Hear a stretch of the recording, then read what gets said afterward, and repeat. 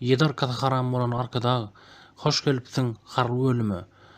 Size ma'lum etýär, Türkmenistanyň urulyp tepilip bolan ministri general Esan Gunnawdyýew.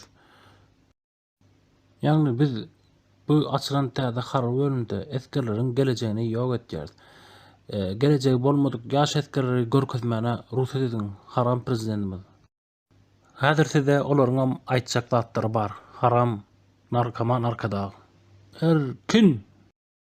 Haram eskerler. Salam haram dağımız. Men gulluğa gelenmi näme sebäpdenligini bilesim gelýär. Çyn ýürekden watanymy söýüp gulluğa desim gelýär. Ýöne bu zatlaryň arkasynda hiç zat ýok ekeni. Biziň gelejegimiz ýok edilen. Men şu taýda bilesim gelýär. Men watana gulluğa etmelimi ýa diktatura gulluğa etmelimi? Harwa ofserlere soragy bersek diller tutulup dur.